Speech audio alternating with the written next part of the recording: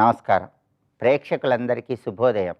ఈనాటి శుభయోగం శీర్షికన ఆదివారం సందర్భంగా ఆదిత్య హృదయంలో ఉన్న అంతరార్థం ఏంటో, ఆదిత్య హృదయాన్ని పఠిస్తే ఎలాంటి విశేషమైన శుభ ఫలితాలు కలుగుతాయో పరిశీలిద్దాం. రామ రావణ సంగ్రామంలో శ్రీరామచంద్రుడికి యుద్ధరంగంలో విజయం సాధించటానికి, అమోఘమైనటువంటి శక్తి పరాక్రమాలు లభించటానికి అగస్త్య మహర్షి ఆదిత్య హృదయాన్ని ఉపదేశించాడు.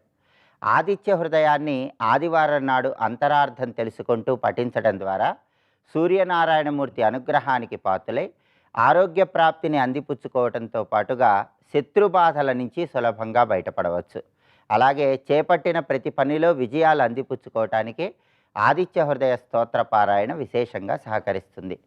ఆదిత్య హృదయంలో ఉన్నటువంటి అంతరార్థాన్ని మనం పరిశీలిస్తే దీనిలో మొట్టమొదటి శ్లోకంలో తతో యుద్ధ పరిశ్రాంతం సమరౌ చింతయాస్థితం రావణం చాగ్రతో దృష్ట్యా యుద్ధాయ సముపస్థితం అంటూ మొట్టమొదటి శ్లోకం చెప్పారు.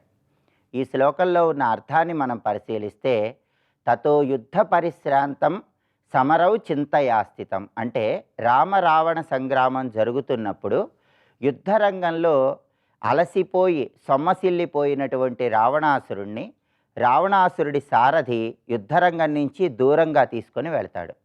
ఆ సమయంలో శ్రీరామచంద్రమూర్తి రావణాసురుడి మీద విజయం ఎలా సాధించాలో ఆలోచిస్తున్నాడు. రావణాసుర సంహారం తొందరగా జరగకపోతే లక్ష్మణుడికి జరిగిన విధంగా ఇంకేమైనా జరుగుతుందా అన్న ఆలోచనలో శ్రీరామచంద్రుడు ఉన్న తరుణంలో వెంటనే శక్తి సామర్థ్యాలు కూడా తీసుకొని రావణాసురుడు యుద్ధరంగానికి తిరిగి వచ్చాడు. అలా యుద్ధరంగానికి తిరిగి వచ్చినటువంటి రావణాసురుడితో శ్రీరామచంద్రమూర్తి మళ్ళీ యుద్ధం చేయటానికి సిద్ధమవుతున్నాడని ఈ మొదటి శ్లోకం మనకు తెలియజేస్తోంది. ఆ తర్వాత ఆదిత్య హృదయంలో ఉన్న రెండో శ్లోకాన్ని పరిశీలిస్తే దైవతైశ్చ సమాగమ్య ద్రష్టుమభ్యాగతం రణం ఉపాగమ్యాద్ అబ్రవీద్ రామం అగస్త్యో భగవాన్ ఋషి అంటూ రెండో శ్లోకం మనకు తెలియజేస్తుంది. ఈ రెండో శ్లోకంలో ఉన్న అర్థాన్ని మనం పరిశీలిస్తే దైవతైశ్చ సమాగమ్య ద్రష్టుమభ్యాగతం రణం అంటే రామరావణ సంగ్రామం మొత్తం కూడా చూడటానికి దేవతలందరూ కూడా ఆకాశంలో ఆ సంగ్రామం దగ్గరికి వచ్చారు అని అర్థం. ఉపాగమ్య అబ్రవీత్ రామం అగస్త్యో భగవాన్ ఋషి అంటే అర్థం ఏంటంటే అగస్త్య మహర్షి శ్రీరామచంద్రమూర్తికి అత్యంత సమీపంలోకి వచ్చి శ్రీరామచంద్రమూర్తి యుద్ధంలో విజయం సాధించటానికి అవసరమైనటువంటి ఆదిత్య హృదయాన్ని ఉపదేశించబోతున్నాడని ఈ రెండో శ్లోకం మనకు తెలియజేస్తుంది. ఆ తర్వాత ఆదిత్య హృదయంలో ఉన్నటువంటి మూడో శ్లోకాన్ని మనం పరిశీలిస్తే ఆదిత్య హృదయం పుణ్యం సర్వశత్రు వినాశనం జయావహం జపే నిత్యం అక్షయం పరవం శివం అంటూ ఈ మూడో శ్లోకం మనకు తెలియజేస్తుంది. అంటే శ్రీరామచంద్రమూర్తికి ఆదిత్య హృదయంలో ఉన్నటువంటి గొప్పతనాన్ని అగస్త్య మహర్షి ఈ శ్లోకం ద్వారా వివరిస్తున్నాడు. ఆదిత్య హృదయం పుణ్యం సర్వశత్రు వినాశనం అంటే అన్ని రకాలైన శత్రుబాధలను తొలగింపజేసుకోవటానికి ఆదిత్య హృదయం విశేషంగా సహకరిస్తుందని అర్థం. అయితే ఇక్కడ దీనిలో ఉన్నటువంటి విశేషార్థాన్ని కూడా మనం తెలుసుకోవాలి.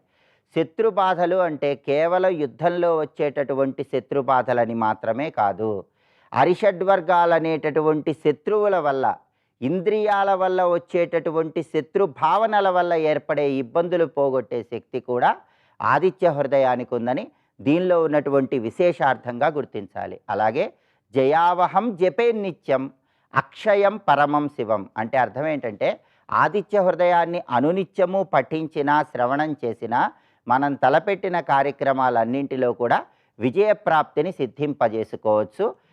అక్షయం అంటే క్షయము లేనటువంటిది అంటే ఆత్మజ్ఞానాన్ని అందింపజేసే శక్తి కూడా ఆదిత్య హృదయానికి ఉంది.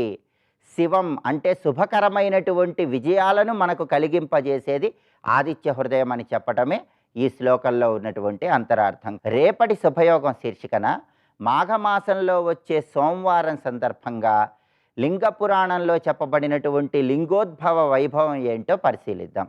నమస్కారం.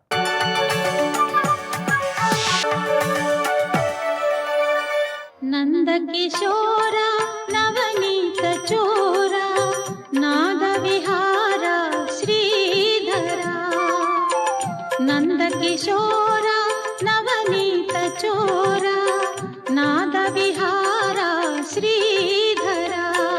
పరమాత్మ యొక్క విభూతి స్వరూపాన్ని చూపిస్తున్నారు. మనమున్న విశ్వంలోనే విష్ణువుని ఎలా పట్టుకోవాలి అని చెప్పడానికి చెప్తున్న ప్రధానమైన శ్లోకములు. యదాదిత్యగతం తేజో జగద్భాసయతేఖిలం యచ్చంద్రమసి యచ్చాగ్నౌ తత్తేజో విద్ధిమామకం గామావిశ్య చ భూతాని ధారయామ్యహమోజస పుష్ణామి చౌషధి సర్వాః సోమో భూత్వా రసాత్మకః అహం వైశ్వానరో భూత్వా ప్రాణినాం దేహమాశ్రితః ప్రాణాపాన సమాయుక్తః పచామ్యన్నం చతుర్విధం సర్వస్య చాహం హృది సన్నివిష్టో మత్త స్మృతి జ్ఞానమపోహనంచ వేదైశ్చ సర్వైరహమేవ వేద్యః వేదాంతకృత్ వేద విదేవ చాహం. ఈ 4 శ్లోకాలు కలిపి గుచ్ఛమండి. ఇందులో పరమేశ్వర స్వరూపం ఎలా చెప్పబడుతుందంటే, ముందుగా జ్యోతిస్వరూపాన్ని తెలియజేశారు. ఏది జగత్తనత్తుని ప్రకాశింపజేస్తున్నదో అటువంటి ఆదిత్యగతమైన తేజస్సు నేను, అదేవిధంగా చంద్ర అగ్నులు యందున్న తేజస్సు కూడా నాదే అని తెలుసుకో అని చెప్పాడు. దీన్ని బట్టి భూమికి శక్తిని ప్రదానం చేసేటువంటి సూర్య చంద్ర అగ్నుల గురించి తెలియజేయడం జరిగింది. ఆ తర్వాత భూమి యందు ఉన్నటువంటి శక్తి గామావిశ్యచ భూతాన్ని ధారయామ్యహ మోజస, ఆ భూమికి ఉన్నటువంటి ధారణ సామర్థ్యం, అలాగే భూమి యందు పంటలను పండించే సోమతత్వం, అలా వచ్చిన ఆహారాన్ని స్వీకరించే జఠరాగ్ని స్వరూపం తర్వాత శ్లోకంలో వస్తున్నది. ఆ క్రమం పరిశీలించాలి ఇక్కడ. ఇంతవరకు ఆ స్థూల దేహమునందు భగవానుడిని మనం ఎలా చూస్తున్నాడు? జఠరాగ్ని రూపుడుగా స్థూల దేహంలో ప్రకాశిస్తూ తిన్నవన్నీ అరిగిస్తున్నటువంటి స్వరూపంగా ఉన్నాడు. ఆ తర్వాత చెప్పబడుతున్నది హృదయాంతరంలో ఉన్న పరమాత్మను చూపిస్తున్నాడు. అంటే ఆదిత్య మండలం నుంచి తీసుకువచ్చి భూమి యందు చూపించి, భూమి యందు సస్యాదుల యందు చూపించి, తర్వాత జఠరాగ్ని యందు చూపించి, తర్వాత హృదయంలో చూపించడం ఇందులో ఉన్న అద్భుతమైన విశేషం అండి క్రమం. కనుక మనం ముందు భగవంతుడిని బయటే చూడడం అలవాటు కనుక బహిర్ముఖత్వం, ఏది బాహ్యంగా ఉందో దాన్ని భగవంతుడిగా ఎలా తెలుసుకోవాలి? ఇది నువ్వు ఆరోపించుకోక్కర్లేదు, ఊహించుకోక్కర్లేదు, అది నా తేజస్సుని ఆయనే చెప్పాడు కనుక నిస్సందేహంగా ఆశ్రయించు. అందుకే సూర్యచంద్ర అగ్నుల యందు పరమాత్మని ఆరాధించుట, క్రమంగా భూమి యందు దర్శించుట, భూమి నుంచి ఉద్గమమయ్యేటువంటి సస్యాదుల యందు కూడా ఆయన రసస్వరూపుడు ఉన్నాడని తెలియట, అది శరీరంలోకి పంపగానే అరిగించే స్వరూపంగా ఆయన ఉన్నాడు. ఇది చూస్తూ ఉంటే అంతరిక్షం మొదలుకుని అంతరంగం వరకు ఉన్నదంతా పరమాత్మయే అని ఎరుక కలుగుతోంది. చూడండి ఇక్కడ ఆ అద్భుతమైన యోగం ఈ 4 శ్లోకాల్లో ఉంది కనుక మహాత్ములు ఈ 4 శ్లోకాల వల్లనే అధ్యాయానికి ప్రసాద యోగం అని పేరు పెట్టారు. ఇక్కడ ప్రసాదం అంటే భగవంతునికి నివేదితమై వచ్చేదే ప్రసాదం. ఇది గమనిస్తే తదీయం వస్తు గోవింద తుభ్యమేవ సమర్పయ అన్నట్లు ఆయన నుంచే వచ్చింది. ఎందుకంటే అన్నం ఆదిత్యమయం అని వేదమే చెప్తున్నది. అక్కడి నుంచే పర్జన్యాదుల రూపంతో మనకు లభిస్తున్నది. దాన్ని భూమి తిరిగి అందిస్తున్నది. అది మనం పుచ్చుకుంటున్నాం. అక్కడి వరకు వచ్చిందే విష్ణు స్వరూపం. లోపలికి వచ్చాక నేనవుతున్నానా? అక్కడ అరిగించేవాడు కూడా ఆయనే. ఆ చెప్పడంలో విశేషం అది. అందులో ప్రత్యేకించి అహం వైశ్వానరో భూత్వా అనే శ్లోకం అన్న సంబంధమైనటువంటి శ్లోకంగా చెప్పబడుతుంది. అనేక సూక్తములు వేదములందు అన్నపరమైనవి ఉన్నాయి. అవన్నీ మనకు వచ్చినో రాకున్నా ఈ అధ్యాయం ఒక్కటి గట్టిగా పట్టుకుంటే చాలండి. ఇక్కడ అహం నేను వైశ్వానరో భూత్వా, వైశ్వానరు అంటే అగ్ని అని అర్థం. అగ్నినయి ప్రాణినాం దేహమాశ్రిత, ఇది దేహాశ్రితమైన విష్ణువు. అంతరంగాశ్రితమైన విష్ణువు మళ్ళీ ఉంటాడు అంటే ఆయన లేని చూడండి. ఇక్కడ ఆయన లేనిది ఎక్కడ? అన్ని చోట్ల ఉన్నాడు. నువ్వు అనుకున్న స్థూలదేహం కూడా ఆయన స్వరూపమే. అంతేగాని సూక్ష్మంగా అంతరంగంలో వెతుకు అన్నారంటే అర్థం స్థూలం లేడినా ఆయన లేనిది ఎక్కడ? ఇక్కడ కూడా వ్యాపించున్నది ఆయనే. కదులుతున్నావన్నా, మెదులుతున్నావన్నా, చూస్తున్నావన్నా, వింటున్నావన్నా ఆయన వల్లనే. అది గ్రహించగలగాలి. ఆ సర్వేంద్రియ శక్తి ప్రధానం అన్నం. ఆ అన్నాన్ని అరిగించి అందించేవాడు వైశ్వానరుడు. కేవలం అరిగించడమే కాదు, తచ్చక్తిని ఆయన అందరికీ పంచుతున్నాడు. యజ్ఞంలో వేసిన ఆహుతుల్ని అగ్నిహోత్రుడు తీసుకువెళ్ళి ఆదిత్యమండలం ద్వారా దేవతలందరికీ పంచుతాడు. తద్వారా దేవతలు పుష్టి పొంది భూమిని అనుగ్రహిస్తారు. అదేవిధంగా మనం తినేటటువంటి తిండిని లోపల ఉన్న అగ్నిహోత్రుడు స్వీకరించి దేవతలకు పంచుతాడు. ఎవరా దేవతలు ఏంటి? ఇంద్రియాది దేవతలు, ఇంద్రియములే దేవతలు. వాటన్నిటికీ పంచుతాడు. దాన్ని బట్టి దేవతలు పుష్టి పొంది అంటే ఇంద్రియములు పుష్టి పొంది బ్రతుకు సాగుతుందండి.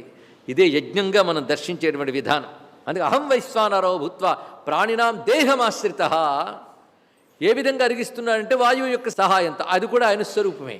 ప్రాణ అపాన సమాయుక్త, ప్రాణాపానములని వాయువులతో కూడినవాడై పచామ్యన్నం చతుర్విధం, 4 విధముల అన్నములను కూడా అరిగిస్తున్నాడు. 4 విధముల అన్నములు అంటే అన్నాన్ని 4 భాగాలు చేశారు మన వాళ్ళు. భక్ష్య, భోజ్య, లేహ్య, చోష్య. ఇవి తెలిసినవే. మింగేవి, కొరికేవి ఇత్యాదిగా చెప్పబడుతున్న నాకేవి, జుర్రేవి అని చెప్పబడుతూ 4 రకాల పదార్థాలు. ద్రవ ఘన పదార్థాలు, ద్రవఘన మిశ్ర పదార్థాలు, ఇవి తినే ఆహారం యొక్క విశేషాలు. 4 విధములైన ఆహారాలను కూడా అరిగించేవాడు నేనే. ఇవన్నీ సాధనలోకి వినియోగించుకోవాలండి. తెలుసుకోవడంతో ఆగిపోతున్నాం, వాటిని తలచుకోవడం దగ్గరికి వెళ్ళాలి. ఇక్కడ నిరంతర స్మరణలో పెట్టుకోవాల్సిన అంశం. ఎందుకంటే ఏ పని చేసినా చేయకపోయినా అన్నం తింటాం కదండి. అన్నం తినడానికి శ్లోకానికి అన్వయం ఒక్కడ తెలిస్తే అన్నం తినడం ఏమిటో ఎలాగో తెలుస్తుంది ఇక్కడ. అయితే ఇక్కడ మనం ముందు నుంచి చెప్పుకుంటున్నాం, మొత్తం భగవద్గీత అంట వేదాంతముల యొక్క సారం. అందుకే భగవద్గీతలో ప్రతి శ్లోకానికి ఒక ఉపనిషద్వాక్య ప్రమాణము, ఒక వేదవాక్య ప్రమాణము తప్పకుండా ఉంటుంది. ఇక్కడ సరిగ్గా బృహదారణ్యకోపనిషత్తులో చెప్పిన మంత్రం ఇక్కడ కనబడుతుంది. అయం అగ్నిర్వైశ్వానరోయో అయం అంతఃపురుషే యనే ఏనేదమన్నం పచ్యతే అని బృహదారణ్యకోపనిషత్తులో మంత్రం ఇది. అయం అగ్ని వైశ్వానర, అదే మాట అహం వైశ్వానరో భూత్వ. ఉపనిషద్వాక్యం అలా దిగిందో చూడండి.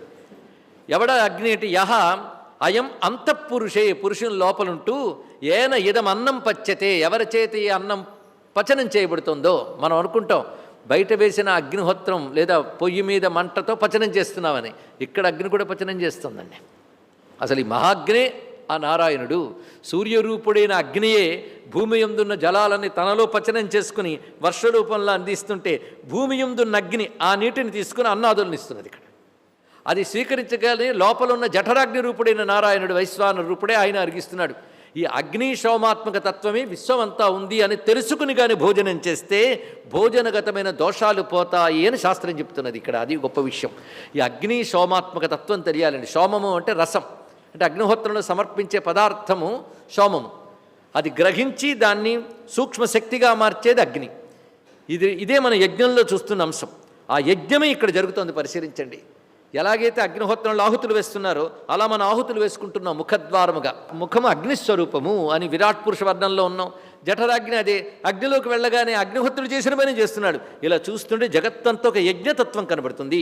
యజ్ఞో వై విష్ణు అంటే ఇది అర్థం అండి. జగత్తంతా యజ్ఞస్వరూపము, యజ్ఞము జరుగుతోంది, ఆదాన ప్రధానమైనది. స్వస్తి.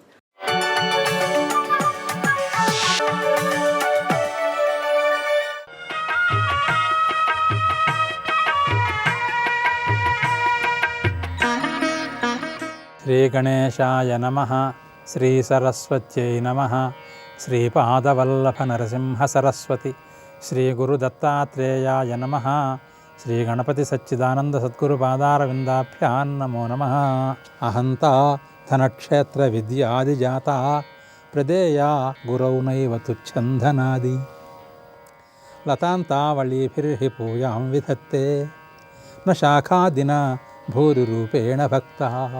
శ్రీ గణపతి సత్యానంద స్వామీజీ వారు నీతిమాల సూక్తుల్లో గురుదక్షిణ సమర్పణలో ఒక సూక్ష్మాన్ని అందిస్తూ దాంతోపాటు పూజా విధానంలో ఒక సూక్ష్మాన్ని కూడా పనిగా అందిస్తున్నారు. కొంతమంది పూలు కోసడానికి వెళ్ళి కొమ్మలు విరుసుకొచ్చేస్తుంటారు. ముఖ్యంగా మారేడు పత్రాలతో పూజ చేసేవాళ్ళు కొమ్మలుగా ముళ్ళ కొమ్మలతో సహా విరిచేసి శివులకి మీద వారేస్తూ ఉంటారు. తులసి దళాలతో పూజ చేసేవాళ్ళు ఎండిపోయిన కొమ్మలైనా సరే, వాడిపోయిన పురుగు పెట్టిన అయినా సరే కొమ్మలు తుంచుకొచ్చేస్తారు. కొమ్మలతో పూజ చేయమని ఎక్కడ చెప్పలేదు. ఎప్పుడు కూడా మృదువైనటువంటి దళాలతో పుష్పాలతో పూజ చేయాలి. ఎందుకని? ఒక చెట్టు ఉంటుంది, చెట్టు అడుగున వేళ్ళు, పైన కాండం, ఆ పైన కొమ్మలు, దాంట్లో ఆకులు రెమ్మలు అన్నీ వస్తాయి. అంటే చివరికి వస్తాయి. ఆ చివరికి వస్తాయి కనుక పూలకి ఏం పేరు? లతాంతములు అని పేరు. అంటే సారం తీసుకోగా సారం మొత్తానికి ఫలితంగా వచ్చేది, ఫలానికి పూర్వరూపంలో ఉండేది పుష్పం. దాంతో పూజ చేయాలి. అది నిజమైన పూజ. అలాగే గురుదక్షిణ సమర్పించేటప్పుడు కూడా నిజమైనటువంటి ఇది సమర్పణ ఏం చేయాలంటే, ఈ ధనాదుల వల్ల నీలో ఏ అహంకారం ఉద్భవిస్తోందో అది పువ్వు లాంటిది. మట్టి నీళ్లు ఇవన్నీ కలిస్తే వేళ్ళు వేళలో ఉండే సారం ఇవన్నీ వచ్చేస్తే చివరి పువ్వు అనేది ఎట్ట వస్తుందో అట్లాగే ఈ ధనము, అధికారము, పరపతి ఇవన్నీ కలిపి నీళ్ళు వస్తున్నాయి. అహంకారం మొదలైన వస్తుంది. ఈ అహంకారం ఒక పువ్వు స్థానీయంగా ఉంది. భగవంతుడికి పుష్ప సమర్పణ చేసినట్టుగా గురువుకి ఈ అహంకార సమర్పణ చేయాలి. ఈ అహంకారాలు ఏ ఉన్నా సరే ఈ అహంకారాలన్నింటినీ కలిపేసి గురువుకి సమర్పించాలి. చదువులలో మర్మమెల్ల చదివితి తండ్రి అన్నాడు. ఆ చదువుల్లో ఉండే మర్మం మాత్రం అందదు. చదువుల్లో మర్మం ఉందంటే ఏం చేయాలి? నువ్వు గురువు దగ్గర అహంకార సమర్పణ చేయాలి. అహంకార సమర్పణ అన్నా శరణాగతి అన్నా ఎక్కువ దూరమైనవి కాదు. శరణాగతి అంటే పూర్తిగా పరమాత్మ యందు పాదాల్లో తదేక లక్ష్యంగా అసలు ఫలితం మీద దృష్టే లేకుండా ఫలాపేక్ష ఏమాత్రం లేకుండా, కర్తృత్వ బుద్ధి అసలే లేకుండా ఆత్మార్పణ చేసుకోవడం అదేమన్నా శరణాగతి. దానికి దగ్గరది ముందర అహంకార త్యాగం చేశాడు. అహంకార త్యాగం చేసినట్టయితే గురువు దగ్గర ఏది మనస్సుని అలా పరిచి పెట్టేటప్పటికీ దాని మీద ఏ అద్దకం ఆయన వేదలుచుకున్నాడో ఆ అద్దకాన్ని తెల్లటి బట్ట మీద అద్దకం వేసినట్టుగా గురువు తన యొక్క విద్యా మర్మాలను అక్కడ ముద్రించగలుగుతాడు. అలా గురువుల ద్వారా విద్యా మర్మాలను గ్రహించినవాడు అవుతాడు, తను స్వయంగా గురువు అయిపోతాడు. కనుక ఒక విద్యార్థి మళ్ళీ గురుస్థానానికి ఎదగాలంటే కావాల్సింది ఏమిటంటే అది ఆత్మవిద్య అయినా సరే, ఆధ్యాత్మిక విద్య అయినా సరే, లౌకిక విద్య అయినా సరే, దేని స్థాయికి తగ్గట్టుగా దాని స్థాయిలో అహంకార పరిత్యాగం చేయాలి. అంతేగాని గురువు దగ్గర ఏ రకమైన అహంకార ప్రదర్శన చేయకూడదు, గురువుల దగ్గర అహంకారపూర్వకమైన వాక్కులు పలకూడదు. జయ గురుదత్త.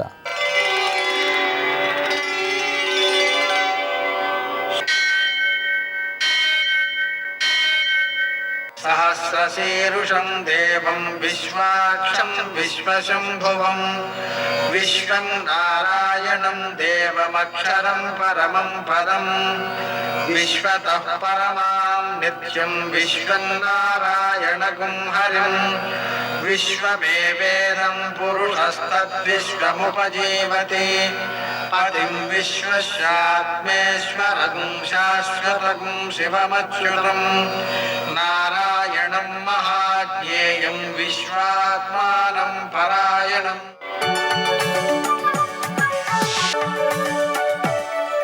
సూర్యశౌర్యమథేందురింద్రపదవీ సన్మంగళం మంగళం. యః కర్తా జగతాం భర్తా సంహర్తా మహసాం నిధి ప్రణమామి తమాదిత్యం బహిరంతస్తమోపహం. నేటి కాలమాన విశేషాలను గమనిద్దాం. స్వస్తి శ్రీ చాంద్రమాన శోభకృన్నామ సంవత్సరం ఉత్తరాయణం శిశిర ఋతువు మాఘమాసం కృష్ణపక్షం ఆదివారం. సూర్యోదయం 6:37 సూర్యాస్తమయం 6:20. తిథి సప్తమి ఉదయం 8:41 వరకు, నక్షత్రం అనురాధ మధ్యాహ్నం 3:49 వరకు, వర్జం రాత్రి 9:31 నుంచి 11:08 వరకు, దుర్ముహూర్తం సాయంకాలం 4:46 నుంచి 5:33 వరకు, అమృత కాలం లేదు. రాహుకాలం ఆదివారం కాబట్టి సాయంకాలం 4:30 నుంచి 6 గంటల వరకు, అష్టకౌర్గరీత్యా శుభప్రదమైన సమయం ఉదయం 10 గంటలకి. నేటి విశేషాలు. మొదటిది సప్తమి తిథి ఆదివారం, విశేషించి మాఘపాదివారం కలిసి వచ్చిన శుభ సందర్భంలో సూర్యోదయానికి ముందే అరుణోదయ కాలంలో స్నానం చేయడం, సూర్య నమస్కారాల తర్వాత చేయడం, మధ్యాహ్న కాలంలో ఆ సూర్యునికి పాయసం నివేదన చేసి ప్రసాదంగా స్వీకరించడం, ఒక పూటే భోజనం చేయడం, నూనె పదార్థాలు తినకపోవడం అతి ముఖ్యాంశం. విశేషించి ఈరోజు భానుసప్తమి ఉంది. అంటే ఆదివారం సప్తమి కలిసి వచ్చినటువంటి శుభ సందర్భం.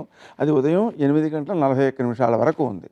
ఆ సమయంలో మనం చేసేటువంటి దానాలు, నదీ స్నానాలు విశేషమైన సత్ఫలితాన్ని ఇస్తాయి. అంటే ఒకసారి చేస్తే 1,000,000 సార్లు చేసినంతటి సత్ఫలితాన్ని పొందుతాం అన్నమాట.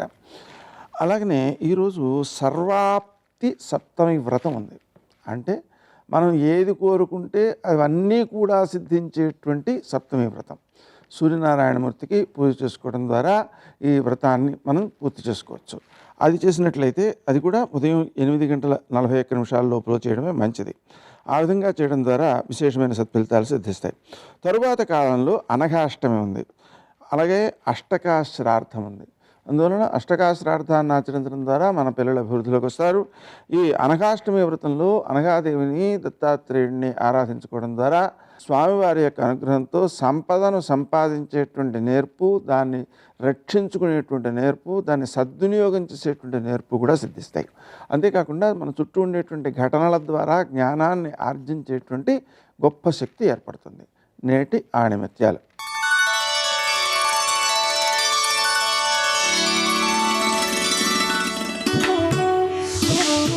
ఇతరులను ఓడించడం సులువే కానీ ఇతరుల మనసులను గెలవడం కష్టం.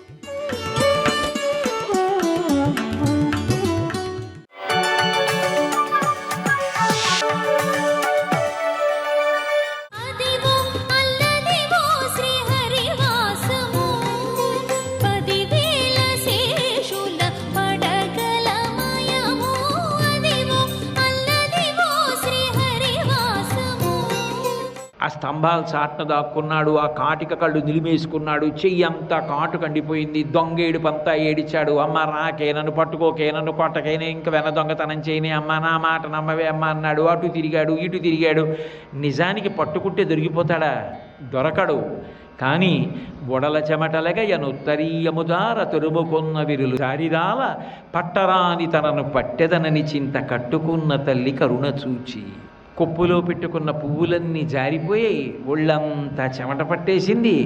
అయ్యో, ఆయన పరబ్రహ్మం ఎవరూ పట్టుకోలేదన్న విషయాన్ని మరిచిపోయి, పిచ్చి తల్లి మా అమ్మని నేను పట్టుకోగలనన్నా వెంటపడిందే అని అమ్మ అన్న 2 అక్షరాల ప్రేమకి కట్టుబడిపోయి దొరికిపోయాడు. కట్టేసింది. లీల తల్లి చేతన్ రోలన్, నడుముకి రోటికి వేసి కట్టేసింది. లీలాశుకుడు అన్నాడు, ఎక్కడ వెతుకుతావు పరబ్రహ్మాన్ని? కట్టేశారు. అదిగో ఆ యశోదాదేవి ఇంటి పెరట్లోకి వెళ్ళి రోటికి కట్టబడి ఏడుస్తూ అక్కడ ఉన్నాడు, వెళ్ళి అక్కడ చూసిరా అన్నాడు. కాబట్టి మహాతల్లి అంత అద్భుతాన్ని సాధించింది తల్లిగా. పరిపూర్ణావతారంలో కృష్ణ పరమాత్మ వలన ఆవిడ పొందిన ఆనందం అనంతం. కాబట్టి ఆ యశోద అడిగింది, నేను నిన్ను పెంచాను, పెద్ద చేశాను, కానీ ఒక్క వివాహం కూడా నీది నేను చూడలేదు. అన్ని వివాహాలు అయిపోయాయి. నా కోసం ఇంకొక వివాహం చేసుకో అంది. ఎందుకంటే ఆ జరాసంధుడి దగ్గర విడిపించినటువంటి కన్యలందరినీ పరిణయం చేసుకున్నాడు. జాంబవతిని చేసుకున్నాడు, రుక్మిణీదేవిని చేసుకున్నాడు, సత్యభామని చేసుకున్నాడు, అష్టమహిషులు ఉన్నారు కదా. అందుకని నేను ఒక్క కళ్యాణం చూడలేదు. నా కోసం ఒక్క కళ్యాణం చేసుకోవయ్యా కృష్ణ. మనస్సీదతి మే కృష్ణ తవ కళ్యాణ వీక్షణే దర్శయస్వ రమానాథ జగదానందకారక. జగత్తునంతా సంతోషపెడతావు కదా, మీ కన్న తల్లిని అమ్మని పెంచి పెద్ద చేసిన దాన్ని నన్ను సంతోషపెట్టద్దా? కాబట్టి నా కోసమని ఇంకొక వివాహం చేసుకోవాలి. ఆయన అన్నాడు, అమ్మ ఈ అవతారంలో అయిపోయాయి, అవి సరదాగా చేసుకునేవా? ఇచ్చిన మాట నిలబెట్టడానికి అనుగ్రహిస్తూ ఉంటాడు. కానీ ఈ కృష్ణావతారం అయిపోయిన తర్వాత కలియుగంలో ఇదే అవతారానికి కొనసాగింపుగా పరిపూర్ణావతారంగా శ్రీవేంకటేశ్వరుడు అన్న పేరుతో వస్తాను. శ్రీశైలే పూరయిష్యామి కించిత్ కాలాదనంతరం.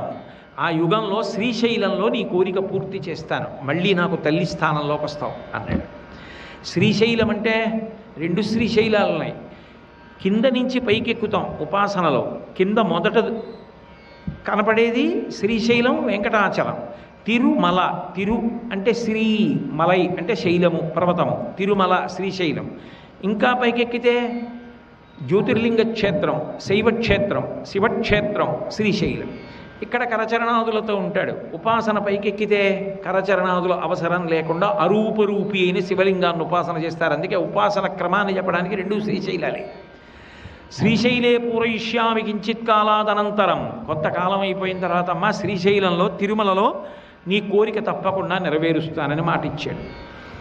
ఇచ్చిన మాట పూర్తి చెయ్యాలి. మాట ఇవ్వడం తేలిక, నిలబెట్టుకోవడం చాలా కష్టం. ఇప్పుడు ఇచ్చిన మాట కాదు, ఎప్పుడు ద్వాపర యుగంలో యశోదాదేవికి ఇచ్చిన మాట. ఇప్పుడు అమ్మకి ఇచ్చిన మాట నిలబెట్టుకోవాలి. ఆ అమ్మ వచ్చింది. ఎక్కడికి వచ్చింది అంటే యశోదాదేవి పెంచినట్టు పెంచవలసిన అవసరమో, దేవకీదేవికి పుట్టినట్టు పుట్టడమో వెంకటేశ్వరావతారంలో జరగలేదు. ఆయన చేష్టితములన్నీ కూడా జన్మకర్మచమే దివ్యం అంటాడు. అవి జన్మలు కర్మలు దివ్యముగా ఉంటాయి. ఆ తల్లి స్థానం ఆవిడికి ఇవ్వాలనుకున్నాడు. ఆవిడ వకుళమాత అన్న పేరుతో మొట్టమొదట ఆదివరాహస్వామి దగ్గరికి వచ్చింది. ఆమె ఆదివరాహస్వామి దగ్గర పంట చేసి పెట్టేది ఆవిడ. నిజానికి ఆవిడెవరు? యశోద.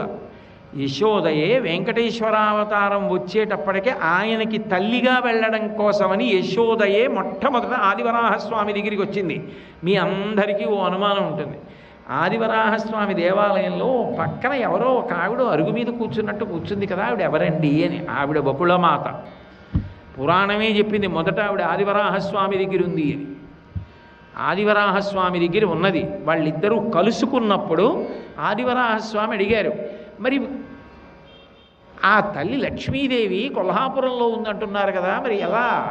నా దగ్గర ఉంది వకుళమాత, మీకు మాతృస్థానీయ, అమ్మతో సమానం, ఆవిడ్ని పంపిస్తున్నాను, ఇక నుంచి మీతో ఉంటుంది, మీకు అమ్మ కాబట్టి ఆవిడ వండి పెడుతుంది, శామాక ధాన్యం అవి నేను పంపిస్తూ ఉంటాను, చక్కగా ఆవిడ వండి పెడుతుంది, తినండి అంటే. వకుళమాత యశోదాదేవి కాబట్టి వెంకటేశ్వరుణ్ణి చూడగానే పుత్రప్రేమ పొందింది. ఆయన ద్వాపర యుగంలో ఇచ్చిన మాట ఆయనకి తెలియదేమిటి, పరిపూర్ణుడు, మహానుభావుడు, సర్వజ్ఞుడు. యశోద వచ్చింది, అందుకే అంత ప్రేమతో అమ్మగానే సంభావించి ఆదివరాహస్వామి దగ్గర నుంచి వెంకటేశ్వర స్వామి తీసుకెళ్లారు. వెంకటేశ్వరావతారం రాకముందు ఎక్కడ ఉండాలి? ఆదివరాహావతారం దగ్గరే ఉండాలి. అక్కడ ఉన్న తల్లి వెంకటేశ్వరుడితో వచ్చింది. కాబట్టి ఇప్పుడు ఆ వకుళమాత వెంకటేశ్వరావతారానికి వంట చేసి పెట్టి తల్లిగా నిలబడి. సర్వం శ్రీ ఉమామహేశ్వర పరబ్రహ్మార్పణమస్తు. స్వస్తి.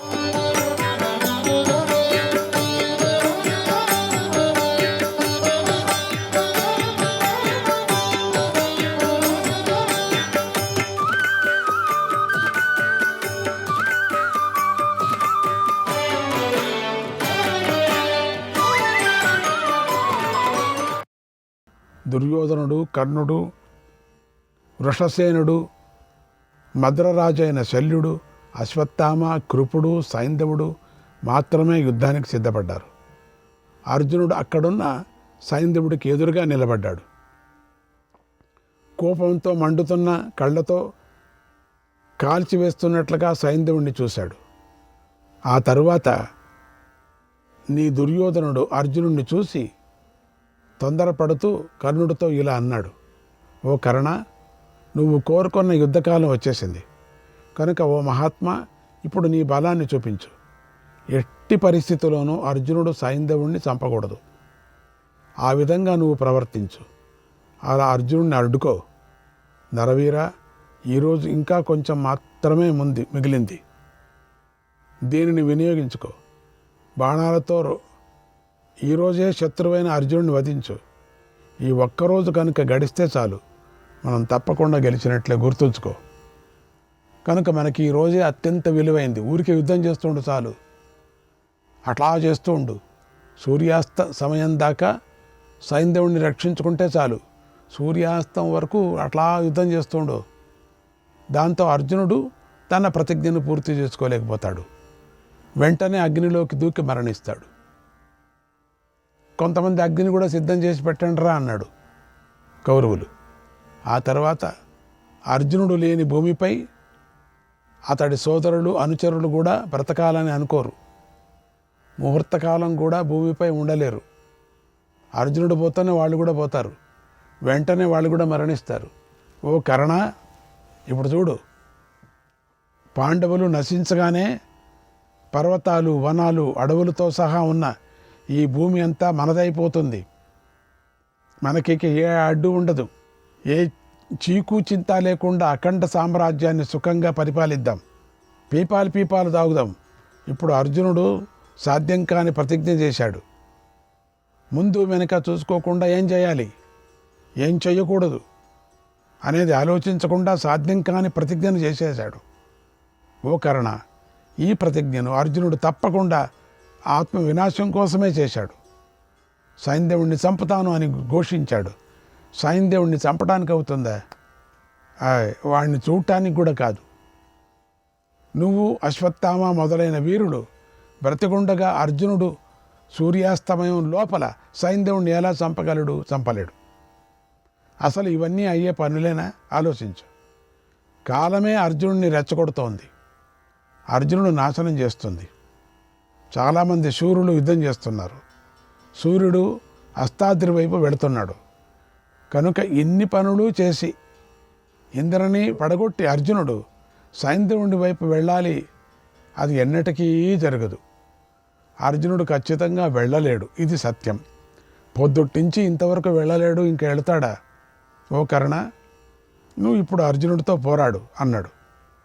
ఆ మాటలు విని రాధేయుడైన కర్ణుడు ఇలా అన్నాడు, ఓ రాజా, భీముడు దృఢమైన లక్ష్యం గల మేటి విలుకాడు. యుద్ధంలో అతడు చాలాసార్లు బాణాలతో నా శరీరాన్ని తీవ్రంగా గాయపరిచాడు. సిద్ధంగా ఉన్నాడు. వాటితో నేనెంతో బాధపడుతున్నాను. నాకు ఇప్పుడు రణభూమిలోనే ఉండాలనే భావంతోనే ఉంటున్నాను. లేకపోతే ఉండేవాడిని కాదు, ఎప్పుడో వెళ్ళిపోవాలనుకున్నాను. భీముడు మహాబాణాలు నా శరీరాన్ని దహించి వేస్తున్నాయి. నాకు చేత కావటం లేదు. నా శరీర రసలు కదలటం లేదు. నాకు సహకరించటం లేదు. నా మాట వినటం లేదు. అయినా సరే నీకోసం నా శక్తి వంచన లేకుండా పోరాడతాను. నా జీవితం అంతా నీకోసమే ఉంది. ఈ అర్జునుడు సైంధవుణ్ణి చంపకుండా చూస్తానులే, ఏం చేస్తావు నీకోసరం. ఓ మహారాజా, ఈరోజు నేను యుద్ధంలో సైంధవుణ్ణి రక్షించటానికి తీవ్రంగా ప్రయత్నిస్తాను, నీకు సంతోషాన్ని కలిగిస్తాను. ఒక్క గెలుపు మాత్రం దైవాధీనమై ఉంది, నా చేతిలో మాత్రం లేదయ్యా. కురుశ్రేష్ఠ, ఈరోజు నాకు అర్జునుడికి మధ్య జరిగే భీకరమైన యుద్ధాన్ని సకల సేనలు చూస్తాయి అన్నాడు.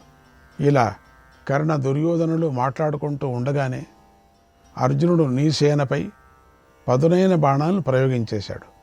అర్జునుడు బలవంతుడు, సత్య విక్రముడు. అతడు నీ సేనలోని సైనికులను దాదాపు అందరినీ చంపేసి సైంధవుణ్ణి సమీపిస్తున్నాడు. నీ వారందరూ కేవలం ఒక్క సూర్యాస్తమయం కోసమే ఎదురు చూస్తున్నారు. కొంతమంది యుద్ధమే చేయటంలా సూర్యుడి తట్టు చూస్తున్నారు. అస్తమించని అస్తమించని అస్తమించని అస్తమించని. ఎంత తొందరగా అస్తమించాడా? సూర్యుడు కనుక అస్తమిస్తే అర్జునుడి పని అయిపోయింది అనుకుంటున్నా. పాండవుల పని అయిపోతుంది, యుద్ధం పూర్తి అయిపోతుంది, జయం లభిస్తుంది. ఇదంతా జరగటానికి ఇంకా కొంత సమయమే ఉంది. అంతలో సూర్యుడు ఎర్రబడ్డాడు. సమాధానమైంది అందరికీ. అబ్బా, ఎర్రబడ్డాడు. అందుచేత కౌరవులందరూ తెగించి యుద్ధం చేస్తున్నారు. ఇప్పుడు చేయకపోతే ఎట్లా యుద్ధం? అందుచేత కౌరవులందరూ తెగించి యుద్ధం చేస్తున్నారు. ఏమవుతుందో చూస్తాం. శ్రీకృష్ణాయ పరమాత్మనే నమః. 146వ అధ్యాయం.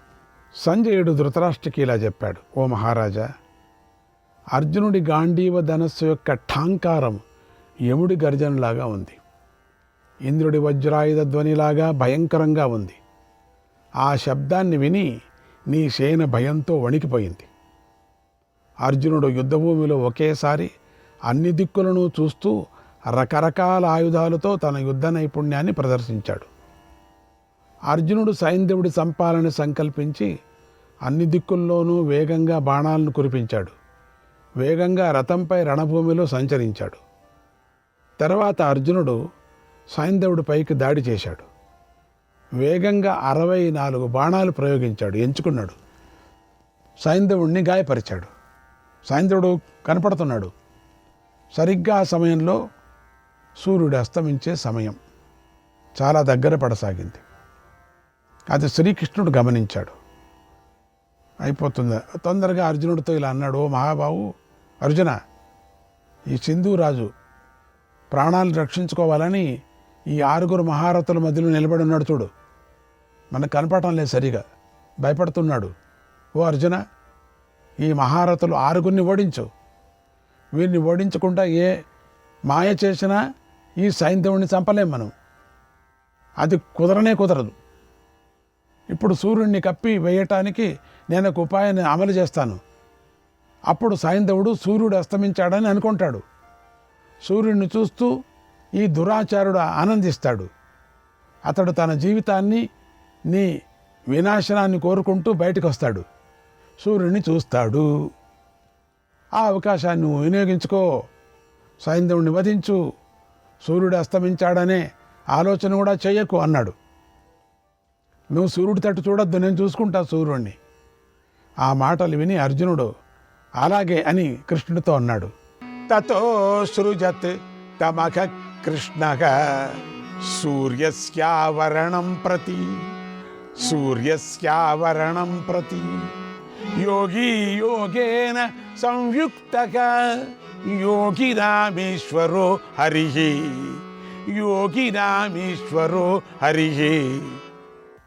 అప్పుడు యోగీశ్వరుడైన శ్రీహరి ధ్యానంలో మునిగిపోయాడు. సూర్యుడి చుట్టూ చీకటిని సృష్టించాడు. పరమాత్ముడు కదా. అలా కృష్ణుడు చీకటిని సృష్టించగానే నీ యోధులందరూ సూర్యుడు అస్తమించాడని అనుకున్నారు. ఇక అర్జునుడు నశిస్తాడని ఎంతో ఆనందించారు. ఎవరు ఇంక యుద్ధం చేయలే, ఎందుకంటే సూర్యుడిని అస్తమించాడు కదా. ఇంక యుద్ధం చేయాల్సి అందరు కింద వేసేశారు బాణాలంతా.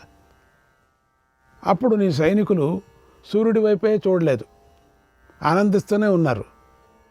ఎందుకంటే అస్తమించాడు సూర్యుడు. సింధురాజు మాత్రమే ముఖం పైకెత్తి పదే సూర్యుడిని చూశాడు.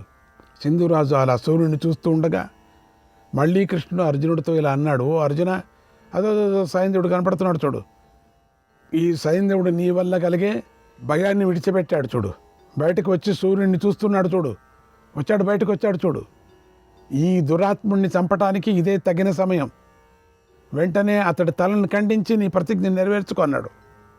అర్జునుడు కృష్ణుని మాటలు విని వేగంగా అగ్నితోనూ సూర్యుడితోనూ సమానంగా ఉన్నటువంటి తన బాణాలను ప్రయోగించి నీ సేనను త్వరగా వధించాడు. 20 బాణాలతో కృపుణ్ణి కొట్టాడు, 50 బాణాలతో కర్ణుణ్ణి కొట్టాడు, అన్ని ఒక్కొక్కరు లెక్క. 6 బాణాలతో శల్య దుర్యోధనులను కొట్టి తీవ్రంగా బాధించాడు. 8 బాణాలతో వృషసేనుణ్ణి, ఎంతమంది ఉన్నారు చూడు, 6 బాణాలతో సైంధవుణ్ణి గాయపరిచాడు. అలాగే నీ వారిని తీవ్రంగా పీడించి సైంధవుడి వద్దకు వచ్చాడు. తన జ్వాలలతో అందరినీ ఆస్వాదించే అగ్నిలాగా మీదకు వస్తున్న అర్జునుడిని చూసి జయత్రతుడిని రక్షిస్తున్న వారంతా పెద్ద సందేహంలో పడిపోయారు. నీ యోధులు మళ్ళీ తెగించి ఒక్కసారిగా అర్జునుడిపైకి బాణాలు ప్రయోగించారు. ఆ బాణాలు మాటిమాటికి తనను కప్పివేయటంతో అర్జునుడు చాలా కోపించాడు. నీ సేనను చంపాలని బాణాలతో కూడినటువంటి భయంకరమైన వలను సృష్టించాడు. ఆ బాణాల వలతో నీ యోధులు బాగా దెబ్బతిన్నారు. ఎంతో భయపడి సైంధవుణ్ణి విడిచి పారిపోయారు. అంత పరాక్రమాన్ని అర్జునుడు గతంలో ఎప్పుడూ ప్రదర్శించలేదు, భవిష్యత్తులో కూడా ప్రకటించడు. నీ మహారథులను అందరినీ అర్జునుడు కలతబెట్టాడు. తర్వాత అగ్ని సమానమైనది అతి భయంకరమైనది అయిన ఒక బాణాన్ని తీశాడు. ఆ బాణం దివ్యాస్త్ర మంత్రాలతో మంత్రించబడి ఉంది. ఇంద్రుడి వజ్రాయుధంలాగా ప్రకాశిస్తుంది. అర్జునుడు ఆ బాణాన్ని మంత్రించాడు. వజ్రాస్త్రంతో సంయోజన చేసి గాంధీవంపై సంధించాడు. ఆ సమయంలో ఆకాశంలో తిరిగే ప్రాణులలో మహాకోలాహలం చెలరేగింది. అప్పుడు కృష్ణుడు తొందర పెడుతూ అర్జునుడితో ఇలా అన్నాడు, ఓ అర్జున, ఆలస్యం చేయకు, దురాత్ముడైన సైంధవుడి తలను ఖండించు. అదిగో సూర్యుడు, ఆయన అస్తాద్రికి చేరిపోతున్నాడు. నువ్వు సైంధవుడి చంపేటప్పుడు ఇంకొక మాటను బాగా జ్ఞాపకం ఉంచుకో. దాని ప్రకారంగా సైంధవుడిని చంపు. ఇతడి తండ్రి పేరు వృద్ధక్షత్రుడు. ఆయన లోకవిఖ్యాతి చెందినవాడు. చాలా కాలం తర్వాత ఈ సైంధవుణ్ణి ఆయన పుత్రునిగా పొందాడు. ఇతడు పుట్టిన సమయంలో అశరీరవాణి ఆ రాజుతో ఇలా అంది, ఓ మహారాజా, నీ కొడుకు కుల శీల దమాది గుణాలతో మీ 2 వంశాలకు మంచి పేరును తీసుకొని వస్తాడు. నిత్యము శూరులు సత్కారాలను అందుకుంటూ ఉంటాడు. లోకంలోని క్షత్రియుల్లో శ్రేష్ఠుడవుతాడు. అయితే రణభూమిలో యుద్ధం చేస్తున్న సమయంలో ఒక శ్రేష్ఠుడైన వీరుడు ఇతడి తలను ఖండిస్తాడు అంది. ఆ మాట విని వృద్ధక్షత్రుడు చాలాసేపు ఆలోచించాడు, బాధపడ్డాడు. తర్వాత పుత్రప్రేమ కారణంగా జ్ఞాతులందరితో ఇలా అన్నాడు, సంగ్రామే యుధ్యమానస్య వహతో మహతీం దురం ధరణ్యాం మమ పుత్రస్య పాతయిష్యతి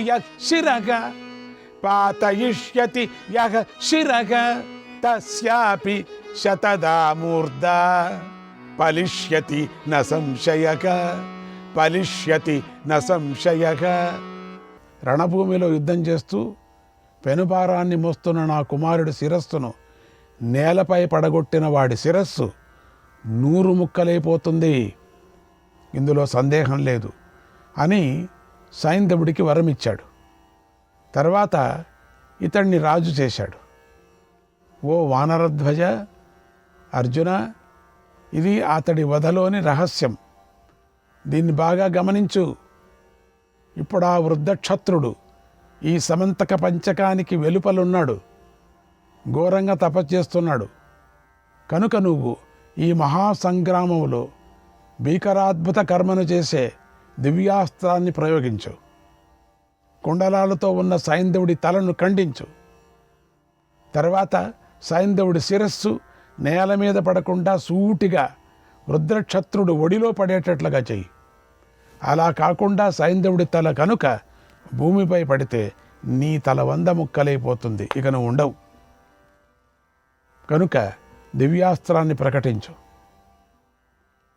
ఈ విషయం ఆ వృద్ధక్షత్రుడు గ్రహించే లోపలే పనిని పూర్తి అయిపోవాలి. ఆలస్యం చేయకు. వృద్ధక్షత్రుడు లేచేస్తాడు. లేచేస్తే ప్రయోజనం లేదు. కూర్చున్నప్పుడే చేయాల. ఓ ఇంద్రకుమార, 3 లోకాలను నువ్వు సాధించలేని పని లేదు, చేయలేని పని లేదు, కనుక ప్రతిజ్ఞ నెరవేర్చు అన్నాడు. ఆ మాటలు విని అర్జునుడు వెంటనే వజ్రంతో సమానమైన బాణాన్ని దివ్య మంత్రాలతో అభిమంత్రించాడు.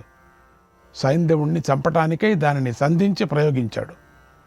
ఆ బాణం డేగలాగా వేగంగా ముందుకు దూసుకొని వెళ్ళింది. సైంధవుడి తలను నరికేసి గగనతలానికి ఎగిరిపోయింది. అప్పుడు అర్జునుడు ఆ సింధురాజు తలను బాణాలతో పైపైనే కొట్టుకుంటూ ముందుకు తీసుకొని వెళ్ళాడు. ఆ సంఘటన దుర్మార్గులకు ఎంతో దుఃఖాన్ని కలిగించింది, సన్మార్గులకు ఎంతో ఆనందాన్ని కలిగించింది, ఆశ్చర్యాన్ని కూడా కలిగించింది. ఆ సమయంలో అర్జునుడు నీ 6 మహారథులతో శరీరం జలధరించేటట్లుగా యుద్ధం చేశారు. అలా అక్కడ మేము మహాశ్చర్యకరమైన సంఘటనను చూశాం. అర్జునుడు సైంధవుడి తలను రణభూమి నుండి సమంతకం బయట వరకు బాణాలతో తీసుకొని వెళ్ళాడు. అక్కడ నీ ముద్దుల వియ్యంకుడైనటువంటి వృద్ధక్షత్రుడు ఉన్నాడు. ఆ సమయంలో సంధ్యోపాసన చేస్తున్నాడు. ఇంతలో ఆకాశంలో బాణాలను కొట్టబడుతూ వస్తున్న సైంధవుడి తల అక్కడికి వచ్చింది. ఆ సైంధవుడి తలను అర్జునుడి బాణం వృద్ధక్షత్రుడు ఒడిలో పడేసింది. దాన్ని వృద్ధక్షత్రుడు చూసుకోలేదు, గమనించలేదు. జపాన్ని పూర్తి చేసుకొని పైకి లేచాడు. సైంధవుడి తల ఆయన ఒడిలోంచి నేల మీద పడింది. వెంటనే వృద్ధక్షత్రుడి తల ఫటేలమని పగిలిపోయింది, 100 ముక్కలైంది. ఏమైనా చూసుకొని ఆ తల పట్టుకుంటే ఏమయ్యేవాడు కానీ కింద పడింది. ఈ అద్భుతమైన ఘటన చూసి సకల సేనలు ఎంతో ఆశ్చర్యం పొందాయి. అందరూ శ్రీకృష్ణుని అర్జునుడిని మెచ్చుకున్నారు. ఓ మహారాజా, అలా అర్జునుడు సైంధవుణ్ణి చంపి తన ప్రతిజ్ఞను పూర్తి చేసుకోగానే కృష్ణుడు చీకటిని తొలగించాడు. ఆ తర్వాత నీ కుమారుడు, అతడి అనుచరులు అందరూ కూడా వాసుదేవ ప్రయుక్తేయం మాయేతి నృపసత్తమా, మాయేతి నృపసత్తమా, ఇదంతా కృష్ణుడి ప్రయోగించిన మాయ అని ప్రగ్రహించారు. ఇలా అర్జునుడు 8 అక్షోహిణుల సేనలను, నీ అల్లుడైన సైంధవుణ్ణి కూడా చంపేశాడు. నీ కుమారుడు జయత్రథుడు మరణించటాన్ని చూసి ఎంతో దుఃఖించారు. ఇక విజయం దక్కదని ఎంతో నిరాశపడ్డారు. తర్వాత కృష్ణార్జునులు తమ శంఖాలను పూరించారు. భీముడు, యుధామన్యుడు, ఉత్తమౌజుడు విడివిడిగా తమ శంఖాలను పూరించారు. ఆ మహానాదాన్ని విని ధర్మరాజు అర్జునుడు చేతిలో సైంధవుడు మరణించాడని తెలుసుకున్నాడు.